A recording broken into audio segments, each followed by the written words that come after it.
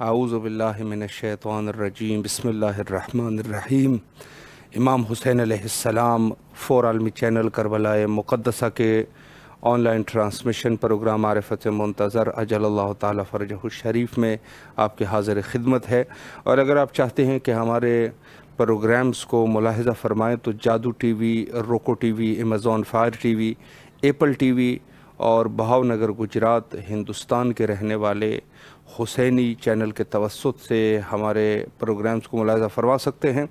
और इसके अलावा वो हज़रात जो हमें सोशल मीडिया के ज़रिए से फ़ॉलो करना चाहते हैं तो फेसबुक, इंस्टाग्राम और यूट्यूब के ज़रिए से भी हमारे प्रोग्राम्स को आप मुलाहिज़ा फरमा सकते हैं। और बिलखुसूस फेसबुक और यूट्यूब पे जो कि हमारे ऑनलाइन ट्रांसमिशन वहाँ पर बराह रास्त आप देख सकते हैं। और इसके अलावा हमारा एक एप्लीकेशन भी है कि जिसको आप डाउनलोड करके दुनिया के किसी भी कोने से करबला मुक़द्दसा की नूरानी फ़िज़ाओं को और इमाम हुसैन अलैहिस्सलाम टीवी के तमाम प्रोग्राम्स को बआसानी मुशाहिदा कर सकते हैं। गुफ्तगू का सिलसिला हमारा मुंजी आलम बशरियत इमाम ज़माना अजलल्लाहु ताला फ़रजहु शरीफ और माह रमज़ान में किस तरीके से हज़रत के ज़हूर के लिए आमादगी की जा सकती है। माह रमज़ान, इसकी आसान से अल्फाज में तारीफ़ ये है कि माह रमज़ान इंसान को गुनाहों से पाक कर देता है और इंसान को मुत्तकी बना देता है। बस यानी ख़ुद गुनाहों की पाकीज़गी कि इंसान ने जो गुनाह अंजाम दिए हैं माह रमज़ान में अल्लाह बख्श देता है, मकसद इसका ये है। और दूसरे एतबार से इंसान के खैर और बरकत में इजाफ़ा होते हुए इंसान तक़वा के मनाज़िल तक पहुँच जाता है, यानी इंसान मुत्तकी हो जाता है, तक़वाए इलाही उसमें आ जाती है। और सबसे बड़ा मकाम एक अब्द का ये है कि वो अपने परवरदिगार का कुर्ब हासिल करे। बस इससे बढ़ के और कोई भी मकाम नहीं हो सकता, इससे बड़ा कोई फ़ख्र नहीं हो सकता, इससे बड़ी बुज़ुर्गी इंसान के लिए नहीं हो सकती, इससे ज़्यादा इंसान जो है वो अपने आप को सआदतमंद और खुशबख्त नहीं देख सकता कि एक बंदे को अपने परवरदिगार का कुर्ब हासिल हो जाए। जब ये कुर्ब हासिल होता है तो इससे ज़्यादा और कोई खुशबख्ती नहीं, इससे बढ़ के और कोई सआदत नहीं, इससे बढ़ के और कोई बुज़ुर्गी नहीं, इससे बढ़ के और कोई खैर नहीं। यानी वो आखिरी दर्जा है इंसान के लिए कि अगर एक इंसान अल्लाह का कुर्ब हासिल करे। वैसे खुदा अल्लाह सुब्हानहू व तआला ने फरमाया कि मैं हब्लुल वरीद अक़रब मिन हब्लिल वरीद के अल्फाज है, यानी आपके शहरक से ज़्यादा, आपके शहरक से ज़्यादा आपके नज़दीक हूँ। लेकिन ये तो अल्लाह का है, लेकिन हम अल्लाह के कितने नज़दीक है ये ज़रूरी है। हमारे लिए उस वक़्त ये मकाम होगा कि हम जाके अल्लाह का कुर्ब हासिल करें, अल्लाह की उन सिफ़ात कमालिया को दर कर सके जो कि इंसान के लिए होनी चाहिए।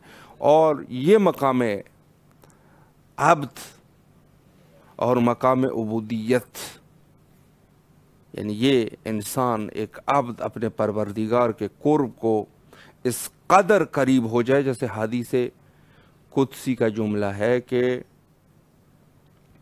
हदीसे कुदसी में फरमाया कि बैनल अब्द और परवरदिगार कोई फासला ही नहीं रह जाता। अब्द और परवरदिगार के दरमियान फासला जो है वो ख़त्म हो जाते हैं, फासले ख़त्म हो जाते हैं। ये शख्स जो है ऐन ही परवरदिगार के इतना नज़दीक हो जाता है कि कोई फासला नहीं रहता। ये मकाम वो अजीम मकाम है कि इंसान मकाम अब्द जो है वो अपने परवरदिगार में फ़ना हो जाता है। अब्द अपने परवरदिगार के उस नूरे हकीकत में फ़ना हो जाता है। ये मकाम में फ़ना है कि इंसान अपने परवरदिगार को करीब से दर कर सके اور یہی مقام ہے کہ اس کو اس سے بڑھ کے کوئی اور مقام نہیں ہے. یہی ایک اللہ نے جو انسان کو خلق کیا ہوا ہے وہ اسی مقام کے لیے خلق کیا ہے کہ میرا بندہ میرے نزدیک آ جائے. یہی چیزیں ہیں کہ آپ اکثر علماء حضرات اور اکثر صالحین علماء اہل تقوی بہت سارے حضرات کو آپ در کرتے ہیں، دیکھتے ہیں. کبھی کبھار ان میں سے کچھ ایسے حضرات ہوتے ہیں کہ جن کی کبھی دعا جو کر لے تو دعا فوراً مستجاب ہو جاتی ہے. کبھی آپ دیکھتے ہیں مثلاً ایک عالم دین ہے، کوئی دعا کر لے تو دعا مستجاب، دعا کی اجابت ہو جاتی ہے. وجہ کیا ہے؟ چونکہ یہ شخص جو ہے اپنے پروردگار کے نزدیک جا چکا ہے. اسے خود اپنے پروردگار کی وہ اصل عرفان حقیقی تک یہ جا چکا ہے.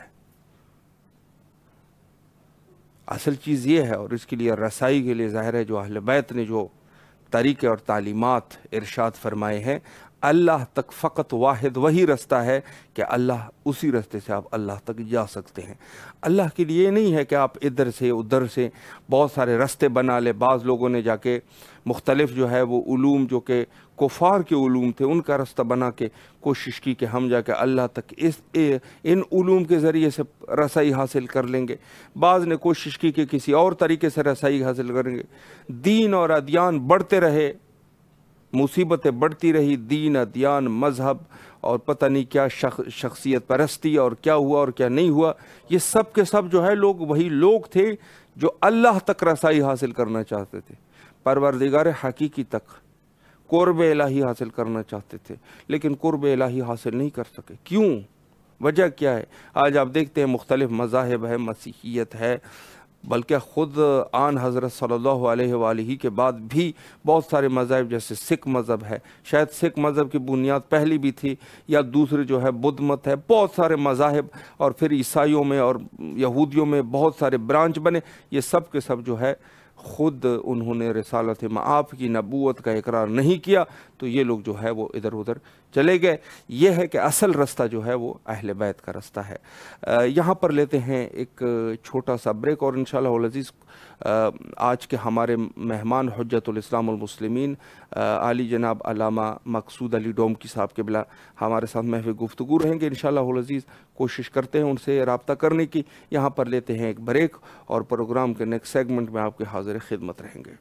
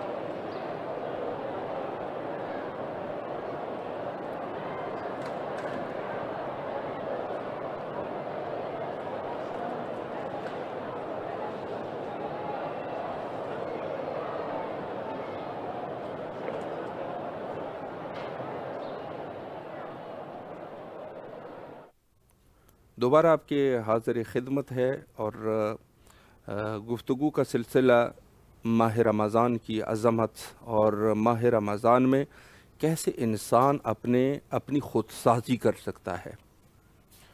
سب سے مہم چیز جو کہ علماء عرفان نے اور علماء حقان صالحین نے جو ارشاد کر چکے ہیں اور کر رہے ہیں، وہ یہ ہے کہ انسان خود اپنی خود سازی کرے. اور خود سازی کا مطلب کیا ہے؟ خود سازی کا مطلب یہ ہے کہ انسان اپنے آپ کو آمادہ کرے. اب یہ آمادگی کوئی ایسی آمادگی نہیں ہے کہ انسان دنیاوی اعتبار سے اپنے آپ کو آمادہ کریں، اور کسی کام کے لیے مثلا کل کو کسی جگہ جانا ہے تو آج سے آمادہ کر لیا. یہ بھی ایک طریقے سے آمادگی ہے، لیکن یہ ہے کہ مکمل طور پہ یہ اس آمادگی سے اس آمادگی کا بڑا فرق ہے۔ خود سازی کی آمادگی میں یہ ہے کہ انسان مکمل طور پہ اپنے آپ کو اس طریقے سے بنا لیتا ہے کہ جیسے اللہ کی مرضی ہوتی ہے، یہ شخص جو ہے اسی اعتبار سے طاعت کرتا رہتا ہے۔ اطاعت الہی میں کوتاہی نہ کرنا، اس کو کہتے ہیں خود سازی۔ گناہ کی قبح اور گناہ کی پلیدگی اور گناہ کی کثافت اور گندگی کا اگر انسان درک کرنا شروع کر دے تو اس کو کہتے ہیں خود سازی۔ یعنی گویا کہ وہ گناہ کو درک کر رہا ہے۔ جیسے ہم کسی شخص نے سوال کیا کہ کیا معصوم جو ہے وہ گناہ کر سکتا ہے یا نہیں کر سکتا، یا ان کے اندر یہ گناہ کرنے کی ان میں کوئی مادہ ہی موجود نہیں ہے۔ کسی نے سوال کیا تو جواب بھی ملا کہ معصوم عام لوگوں کی طرح زندگی گزارتا ہے، لیکن معصوم جو ہے وہ گناہ کو ایسے درک کر سکتا ہے کہ جیسے آپ دنیا میں گندگی کو درک کرتے ہیں۔ مثلا انسان ایک ایسی گندگی جو کہ نہیں کھانا چاہتا، کوئی گندگی پڑی ہے وہ نہیں کھائے گا، اور اس کی جگہ دوسری کوئی اچھی چیز پڑی ہے اٹھا کے کھا لے گا، کوئی فروٹ وغیرہ ہے وہ اٹھا کے کھا لے گا۔ گندگی مثلا پڑی ہوئی ہے، مثلا معذرت کے ساتھ پیشاب پڑا ہوا ہے، یا کوئی اور ایسی چیز ہے کہ جو گندی چیز ہے، وہ کبھی نہیں کھائے گا۔ کیوں نہیں کھا رہا؟ یہ فروٹ کھا رہا ہے، وہ نہیں کھا رہا، وجہ چونکہ اس کی پلیدگی کا، اس کی نجاست کا اس کو علم ہے، نہیں کھا رہا ہے۔ اس کو پتہ ہے کہ یہ جو سیب ہے یا فروٹ ہے یہ اچھی چیز ہے۔ تو معصوم بھی بہت خوبصورت جواب دیا کہ معصوم بھی اسی طریقے سے ہے۔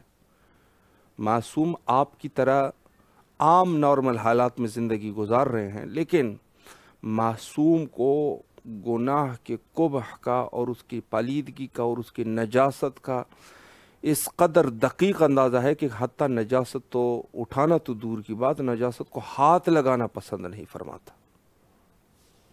اور آپ بھی اسی طریقے سے دنیاوی اعتبار سے جو گندگی ہے، کھانا اور استعمال کرنا تو دور کی بات، نزدیک جانا پسند نہیں کرتے۔ تو در حقیقت خود سازی اس چیز کو کہتے ہیں کہ انسان میں ایسی قوت پیدا ہو جائے کہ وہ گناہ کے قبح کو پہچان سکے۔ برعکس اسی طریقے سے ثواب کے حسن کو، ثواب کی اچائی کو اللہ نے فرمایا ہے یہ چیز جو ہے ضروری ہے اس کو کیا کر، اور یہ چیز جو ہے وہ ضروری نہیں ہے اس کو نہ کیا کر، انہیں امر و نہی اللہ کی۔ جس طریقے سے انسان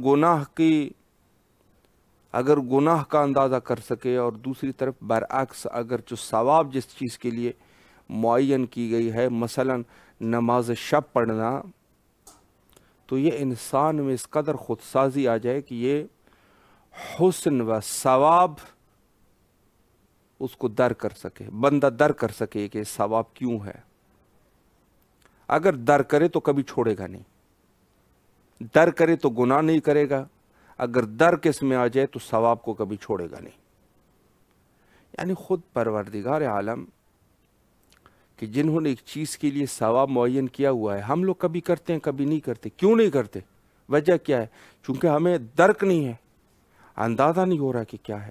خود اللہ نے جیسے فرمایا کہ اگر بندے کو یہ اندازہ ہو جائے کہ ماہ رمضان عظیم میں روزہ رکھنے کا ثواب کتنا ہے، تو یہ شخص جو ہے پورا سال منتظر رہے گا کہ بار الہ، ایک حدیث میں کہ بار الہ تمام کے تمام سال جو ہے وہ ماہ رمضان ہو جائے اور ہم ہر روز روزہ رکھتے رہیں۔ اللہ اکبر۔ درک نہیں ہے، اگر سمجھ جائے، اگر اس کو سمجھ آ جائے، کیوں ہم لوگ مثلا 1-2 دن روزہ رکھ لیتے ہیں، کہتے ہیں 30 میں سے 2 حذف ہو گئے، یا جو ہے جب 28 تک آج 28واں روزہ ہے، آپس میں کہہ دیتے ہیں کہ بس 2 روزے رہ گئے اور پھر ختم۔ چونکہ درک نہیں ہے، چونکہ ہم لوگوں میں وہ ابھی تک خود سازی نہیں کر چکے ہم لوگ۔ اگر خود سازی ہو جائے اور عمل کی حسن کا اندازہ انسان کو ہو جائے تو حدیث میں وارد ہے کہ یہ شخص جو ہے وہ پورا سال یہی کہتا رہے گا، کہے گا خدا یا پورا سال جو ہے وہ روزہ ہو جائے تاکہ ہم ہر روز روزہ رکھتے رہیں، اگر اس کے ثواب کا اندازہ ہو جائے۔ اور اسی طرح دوسرے اعمال کا ہے کہ اگر ایک شخص کو قبح قضاء نماز کا پتہ چل جائے کہ نماز قضا کرنے کی کیا قباحت ہے، خدا نخواستہ اگر قضا ہو گئی نماز تو پورا سال جو ہے وہ روتا رہے گا کہ خدایا ہم نے کیوں ایک دن کی نماز ہم سے کیوں قضا ہوئی، روتا رہے گا، ساری زندگی روتا رہے گا، چونکہ اس کو اگر اس کے برکت کا پتہ چل جائے کہ نماز کیا ہے۔ ہم لوگ نماز قضا کر لیتے ہیں نعوذ باللہ، انکار نہیں انکار، جیسے کچھ ہوا ہی نہیں ہے، جیسے کچھ حد ہی نہیں، کوئی مسئلہ ہی نہیں ہوا۔ بس ہمارے ذہن میں یہی ہے کہ اللہ رحیم و کریم ہے۔ بھئی اللہ رحیم و کریم ہے، نماز آپ کے ذاتی وجود کے لیے فوائد ہے اس کے۔ اللہ تو کریم ہے، وہ تو ساری زندگی بھی بے نمازی رہے، ساری زندگی اگر اللہ ہم نے کرم پایا جائے بخش دے گا، چل اس کو جنت میں۔ اللہ کے کریم اور حلیم اور رحیم ہونے میں تو کوئی شک اور شبہ کی گنجائش نہیں ہے، لیکن تو جو اپنا نقصان کر رہا ہے، تو نے گویا اپنی فطرت کو نقصان پہنچا دی نماز نہ پڑھتے ہوئے۔ ہم لوگ نماز قضا کر لیتے ہیں، اندازہ بھی نہیں ہوتا نماز کیا ہے۔ نماز کی پوری ہمیں فضیلت کا ہی پتہ نہیں ہے کہ نماز کیا۔ نماز یعنی زندگی، جیسے انسان کے وجود کے لیے سانسوں کی ضرورت ہوتی ہے، آپ کے وجود جو آپ کے اندرونی وجود ہے ان کی آپ کو ضرورت کس چیز کی ہے؟ اس نماز کی فطرت ہے نماز، آپ نے اپنے فطرت کو جا کے خراب کر دیا۔ نماز یعنی فطرت، اور ہم لوگ ان کا اندازہ چونکہ قبح کو ہم لوگ درک نہیں کر سکتے کہ اس کی قباحت کتنی زیادہ ہے۔ دنیاوی مثالوں میں مثال کے طور پہ آپ ایک جگہ جاتے ہیں، ایک خوبصورت جگہ جاتے ہیں، مثلا سوئٹزرلینڈ جاتے ہیں، ایک ایسے ملک میں جہاں پر تفریحات زیادہ ہو، بہرحال آپ خوب بہتر جانتے ہیں جو بھی علاقہ ہے۔ کسی ایک علاقے میں آپ جاتے ہیں، یا بقول علامہ اقبال کے جہاں اس نے کشمیر کو جنت سے تعبیر کر دیا، انسان کشمیر جاتا ہے، کشمیر خوبصورت علاقہ ہے، یا بعض ایسے جگہ جو ہر شہر میں ہوتے ہیں، خوبصورت علاقے ہوتے ہیں، گورنمنٹ نے وہاں پر کچھ دھیان دیا ہوتا ہے یا خود قدرتی ایک چیزیں وہاں پر ہوتی ہے۔ انسان جاتا ہے، ایک دفعہ جانے کے بعد اس کی خوبصورتی کو اگر درک کر سکے تو بار بار جانے کا دل کرے گا، بار بار انسان جائے۔ لیکن اگر خدا نہ خواستہ درک نہ کر سکا، مثلا کیا ہوا کہ یہ شخص اس کو درک نہ کر سکا، تو کیا نتیجہ نکلے گا؟ چیز اچھی ہوگی لیکن کیونکہ اس کے درک اور ادراک اس میں نہ کر سکا تو یہ جو ہے وہ اسی طریقے سے رہ جائے گا، پھر نہیں جائے گا، چونکہ درک نہیں ہے، ادراک نہیں ہے۔ یا پہلی والی مثال کو آپ دیکھ لیں کہ اگر سیب کا اس کو درک ہے کہ یہ سیب مزیدار ہے تو بار بار کھاتا رہے گا، درک کی بات ہوتی ہے۔ اسی طریقے سے ہر عمل ہے، خود زیارت سید شہداء علیہ السلام کے لیے اللہ نے جو فرمایا اگر لوگوں کو پتہ چل جائے کہ سید شہداء علیہ السلام کی زیارت کی کیا فضیلت ہے تو وہ شوق زیارت سید شہداء میں مر جائیں گے۔ موتو لفظ جو ہے وہ موتو یعنی مر جائیں گے شوق زیارت حضرت ابی عبداللہ الحسین علیہ السلام میں۔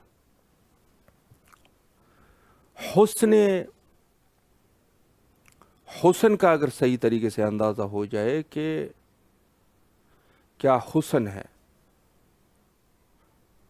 تو لوگ جو ہے وہ زیارت سید شہداء علیہ السلام کے لیے حتیٰ اس میں کسی موقع کو ہاتھ سے نہ جانے دیں گے، لیکن چونکہ نہیں ہے، درک نہیں ہے، آ تو جاتے ہیں، لیکن یہ ہے کہ آ کے یہاں پر ذریح کا بوسہ لے لیتے ہیں، آ کے یہاں پہ در و دیوار کا بوسہ لے لیتے ہیں، جو کہ یقیناً ثواب ہے، حتیٰ حرم سے ہر چیز منسوب اس کا بوسے لینے کا ثواب ہے، لیکن حقیقت زیارت یہ ہے کہ نہیں ہے، تو جواب آئے گا کہ نہیں، یہ نہیں ہے حقیقت زیارت۔ حضرت سید شہداء علیہ السلام اس سے بالاتر ہے، درجہ جو ہے وہ اس سے زیادہ ہے، مرتبہ اس سے زیادہ ہے۔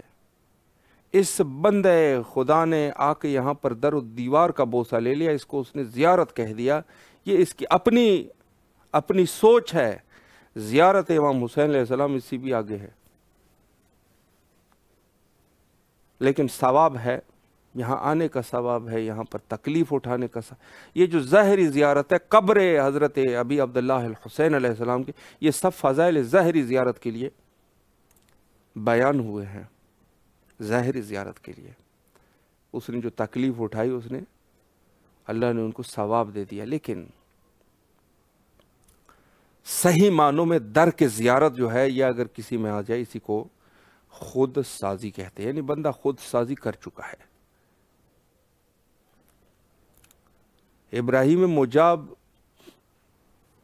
جس کے لیے یہ لقب مجاب استعمال ہوا، یعنی جس کو جواب دیا گیا ہو، یعنی خود ملتا ہے کہ چونکہ یہ سید آل رسول تھے، تو جب آواز دیتے تھے السلام علیکہ یا جدی، تو آگے سے جواب آتا تھا علیکہ السلام یا بنیہ، یعنی مقام ہے۔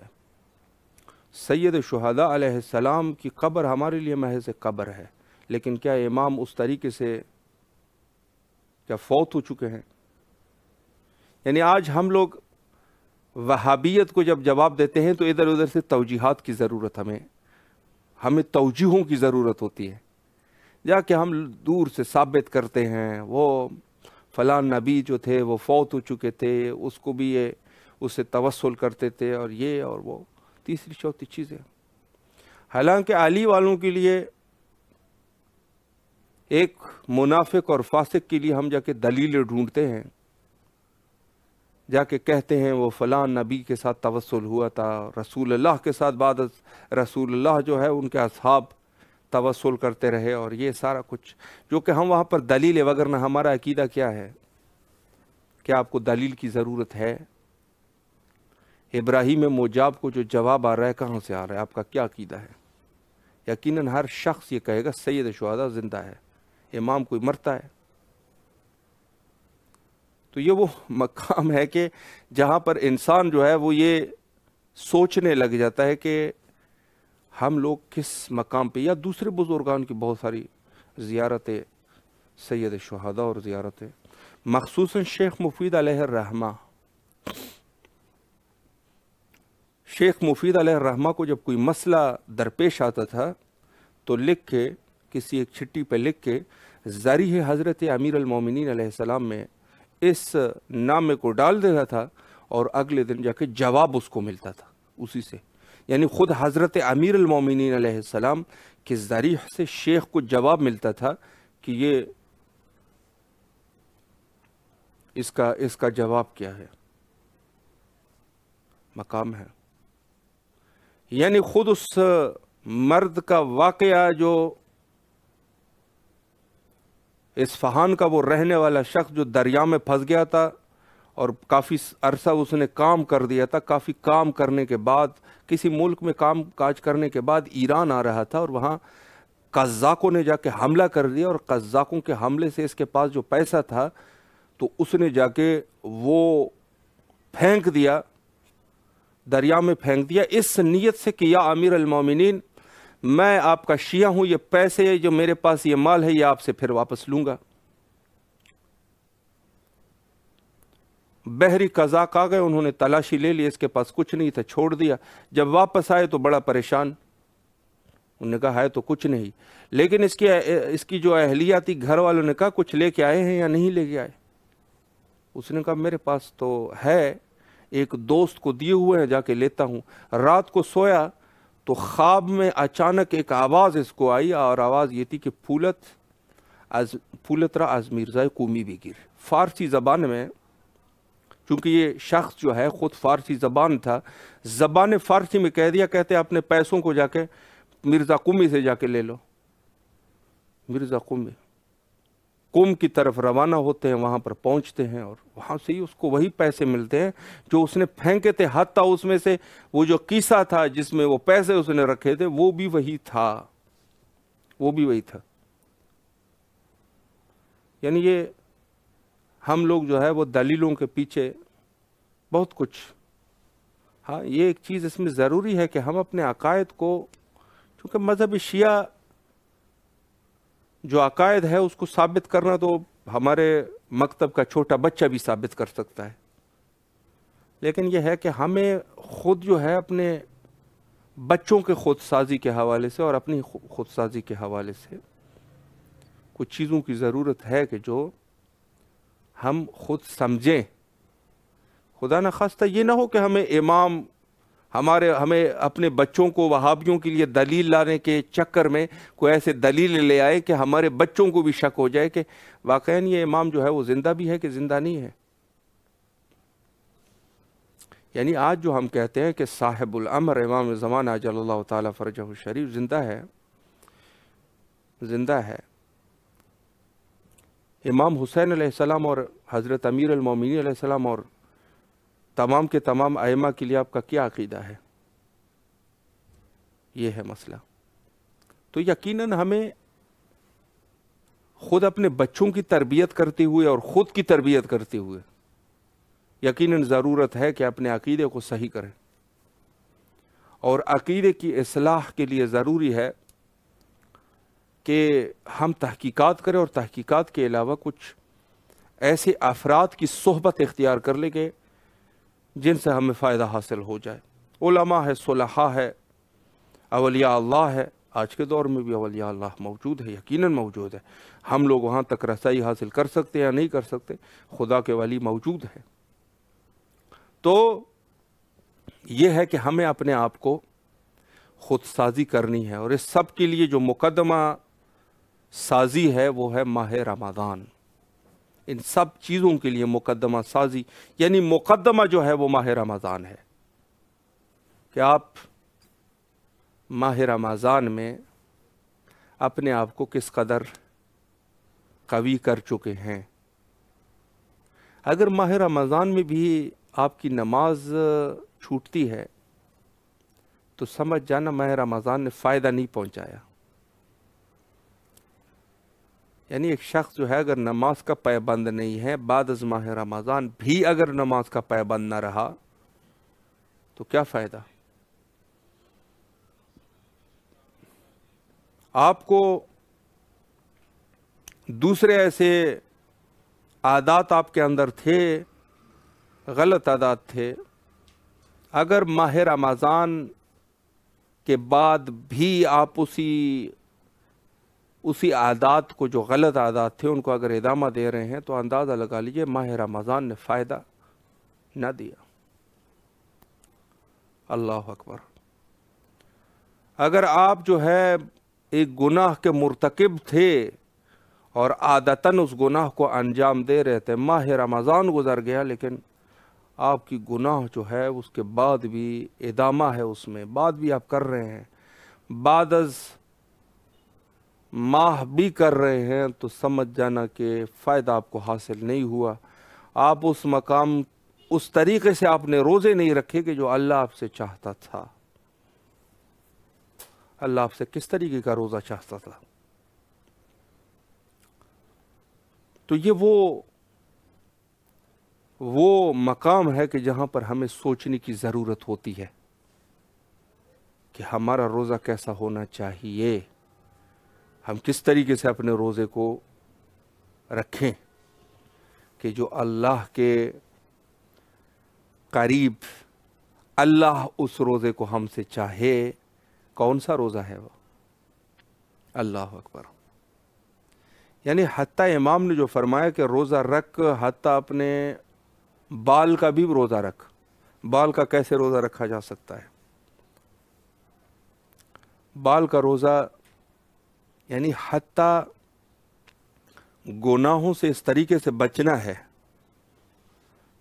ایسے بچنا ہے کہ جیسے انسان جو ہے وہ آگ سے بچتا ہو. آگ سے جیسے بچتا ہے، گناہ سے اس طریقے سے انسان بچے. روزہ ایسا ہو کہ پورے اعضاء اور جوارح کا روزہ ہونا چاہیے، تمام کے تمام آپ کے جسم روح کا روزہ ہونا چاہیے. نہ یہ کہ فقط آپ کا جو ہے پیٹ کا روزہ آپ نے رکھا ہوا ہے، نہ کچھ کھا رہے ہیں نہ کچھ پی رہے ہیں، ہوا گرم ہے. نہیں، یہ روزہ نہیں ہے. روزے کا حق یہ ہے کہ اس طریقے سے روزہ رکھ جیسے اللہ نے روزے کا مقصد کیا ہے؟ بھوک اور پیاس ہے. بھوک اور پیاس اس میں سے ہے، اللہ نے کچھ ایسی حکمتیں رکھی ہوئی ہے جو بھوکے اور پیاسے کو ہی ملتی ہے. کچھ حکمتیں ہیں، وہ اللہ کے راز ہے. لیکن یہ ہے کہ واقعاً فقط یہیں پر روزہ تمام ہے؟ نہیں، یہاں پر قطعی طور پہ تمام نہیں ہے. روزہ اس سے بالاتر کوئی چیز ہے کہ انسان جو ہے وہ روزہ رکھیں، اور روزے کو اس طریقے سے رکھے کہ انسان پورے 11 مہینے جو بعد میں جو گزرنے والے ہیں اس کے لیے اپنے آپ کی خود سازی کر سکے. ایسی خود سازی ہو جائے کہ یہ شخص جو ہے اپنے پروردگار کا قرب حاصل کر سکے، قرب الہی تک یہ شخص پہنچ سکے. اللہ کے اس مقام تک پہنچے کہ جو نزدیک مقام ہو اللہ کے ساتھ.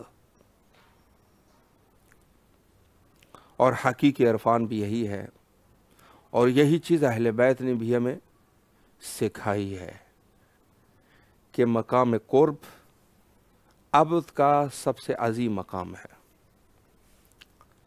اب یہاں پہ جو پورا مہینہ گزر گیا اور مثلا خدا نخواستہ آج بھی اگر ہم حضرت کے ظہور کے لیے آمادگی نہیں کر سکے تو گویا آپ اس کو ایسے فرض کر لیجئے کہ یعنی ہمیں اصل میں آمادگی تو پہلے ماہ رمضان سے ہی کرنی چاہیے تھی، اور روزے کو اسی طریقے سے رکھنا چاہیے تھا کہ جیسے روزہ رکھنے کا حق تھا، لیکن نہیں کر سکے. کوئی مشکلات ایسے سامنے آئے کہ ہم لوگ مجبور ہو گئے اور نہیں کر سکے. تو اب کیا کریں؟ آج 28واں روزہ ہے، ممکن ہے کل آخری روزہ ہو سکتا ہے، اور پرسوں جو ہے عید ہو جائے. سب سے بڑا یعنی عید جو شیعوں کے 4 عیدوں میں سے ایک عید فطر ہے، وہ اپنی جگہ پر اس کی خوشی ہے.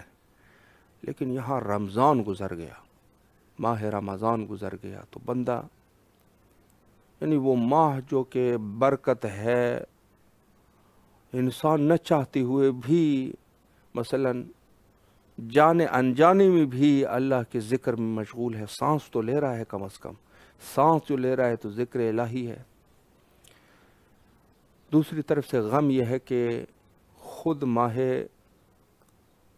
رمضان جانے والا ہے،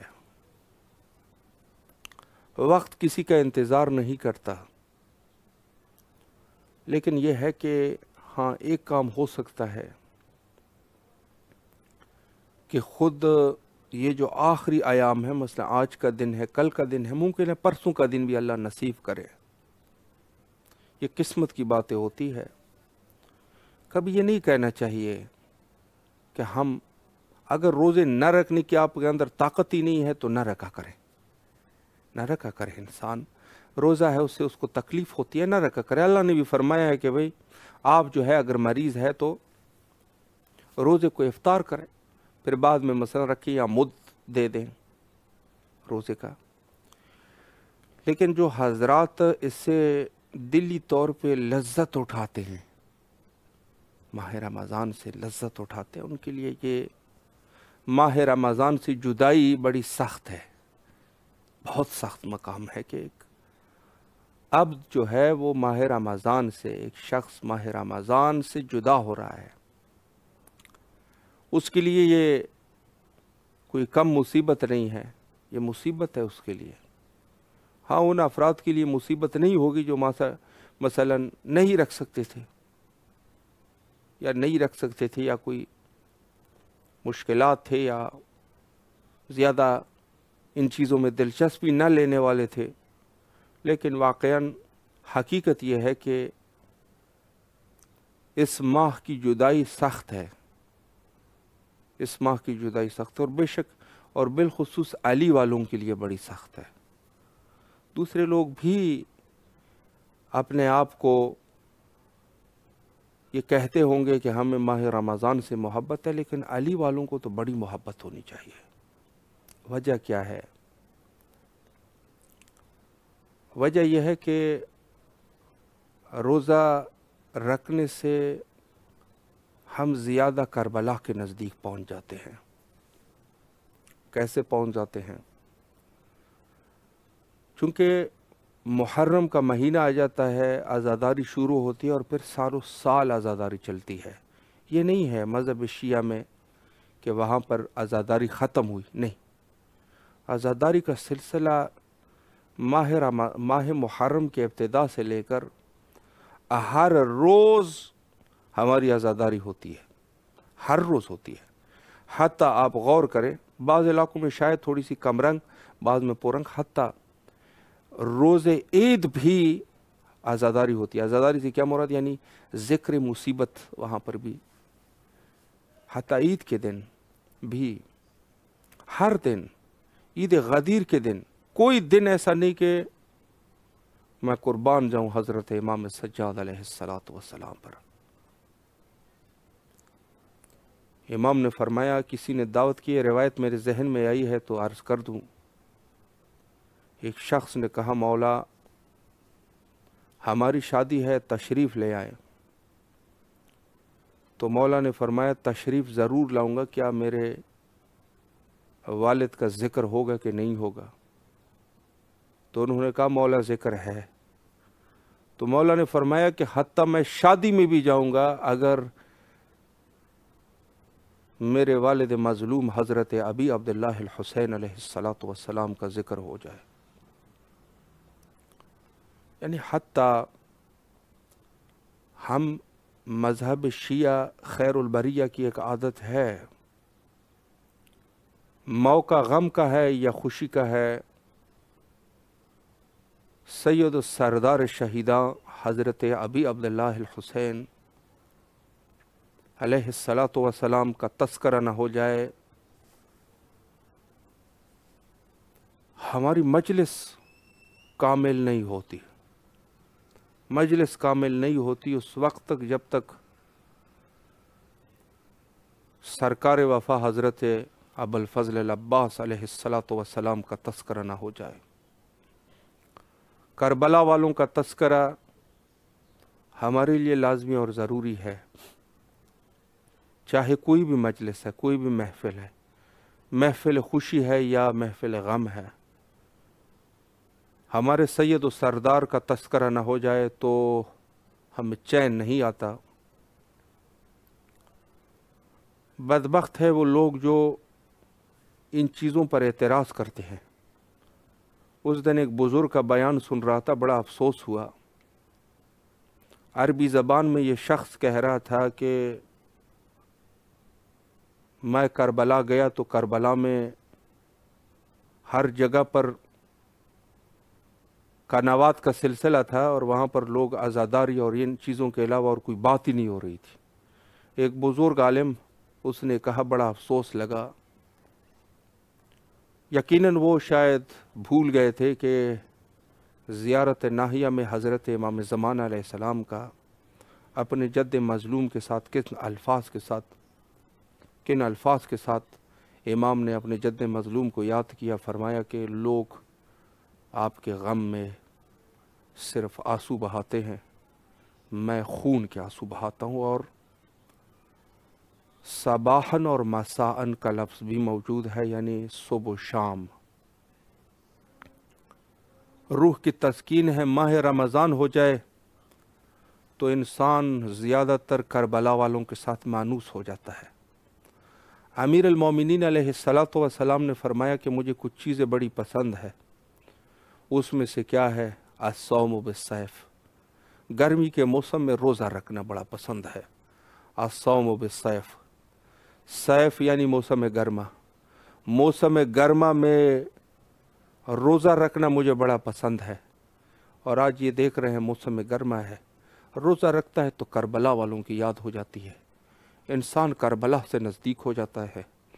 پیاس جو سید شہداء علیہ السلام اور آپ کے یاران با وفا نے جو قربانیاں کربلا میں انجام دی، اور وہ پیاس جو ہے جب غالب ہو گئی، یہاں تک کہ احادیث اور روایات کا سلسلہ موجود ہے کہ وہ پیاس کیسے پیاس تھی۔ لیکن ہم لوگ جب روزہ رکھتے ہیں تو کربلا والوں کے پاس پہنچ جاتے ہیں۔ اور میں آپ کو ایک چیز اور بھی بتا دوں، حقیقت معراج جو مومن کے لیے ہے وہ کربلا ہے، صرف ارض کربلا نہیں بلکہ وہ مقصد کربلا اور اس مقام تک۔ یہ سیاسی مقاصد نہیں جو آج کل کے یہ فسق اور فجور بنا ہوا ہے، لوگ سید شہداء کی عزاداری کو سیاست کی طرف دھکیل رہے ہیں، یہ کوئی عزاداری کا مقصد نہیں۔ عزیزان محترم، میں صرف عرض کر رہا ہوں، ہماری بات ہے وہ اپنی فکر ہے اور آپ کا اپنا سوچ ہے، جیسے بھی کریں۔ یہ آج کل کے دور میں جو اپنے ذاتی مفادات کے لیے عزاداری کا استعمال کیا جاتا ہے، یا مثلاً کہہ دیتے ہیں یہ عزاداری کا مقصد نہیں ہے۔ حسین کو حسین کے لیے مانو، امام حسین علیہ السلام، صرف اور صرف یہ ہے کہ آپ امام تک پہنچ جائے، بس ان چیزوں سے غرض نہ رکھے کہ آپ جا کے روڈوں پہ، یعنی روڈوں پہ یقیناً جلوس کرنا چاہیے، لیکن کس نیت سے؟ اس نیت سے کہ ہم عزاداران سید شہداء ہیں، نہ یہ کہ کسی گورنمنٹ سے یا کسی علاقے کو اپنی زیادہ جمعیت دکھانے کے لیے آپ کہیں گے ہماری اتنی بڑی جمعیت ہے، یا اپنے سیاسی مفادات کو حاصل کرنے کے لیے کہ یہ ہماری جمعیت کو دیکھیں گے اور پھر بعد میں جو ہے وہ کافی ہمیں جو ہے نا وہ ریلیف دیں گے، چونکہ وہ کہیں گے یہ تو بہت بڑی قوم ہے۔ تو عرض یہ ہے یہ چیزیں آپ ذہن میں نہ رکھیں۔ عزاداری کو حضرت مظلوم کربلا سید شہداء علیہ السلام کی عزاداری کی نیت سے کرنا چاہیے، اور اسی سے روح جو ہے انسان کا قوی ہو جاتا ہے۔ اور ظہور حضرت امام زمان علیہ السلام کے لیے یہی آپ کی خلوص، یہی آپ کی نیت، یہ ظہور امام زمان علیہ السلام کے لیے تیاری ہے۔ ماہ رمضان ہے یا جو چیز بھی ہے، سب سے پہلی چیز ہے اخلاص۔ یعنی خود ایک روایت میں جو ماہ رمضان کے لیے لفظ آیا، فرمایا کہ ماہ رمضان یعنی روزے کا مطلب یہ ہے کہ اخلاص، خلوص ہے انسان کے وجود میں، سب چیزوں کے لیے ضروری ہے اخلاص، اور حجت خدا کے ظہور کے لیے بھی ضروری ہے اخلاص۔ اگر ظہور حضرت امام زمان علیہ السلام کے لیے آپ منتظر ہے تو اخلاص کے ساتھ انتظار کریں، کہ نہ ہو کہ کوئی دوسرے آپ کہتے ہیں ہمارے اوپر تو بڑی مصیبتیں آئی ہوئی ہے، یہ مصیبتیں ٹل جائے گی۔ نہیں، مصیبتیں تو ٹل جائے گی، لیکن آپ کا مقصد کیسا ہونا چاہیے؟ وہ مقصد جو ہے اگر پاک اور خالص مقصد ہے تو اسی کو کہتے ہیں خلوص۔ آخری ایام ماہ رمضان عظیم کے چل رہے ہیں، تمام مومنین سے اپیل کرتے ہیں کہ حجت خدا کے ظہور کے لیے دعا کریں۔ ہم بھی بین الحرمین دعا گو ہے، اللہم عجل لولیک الفرج۔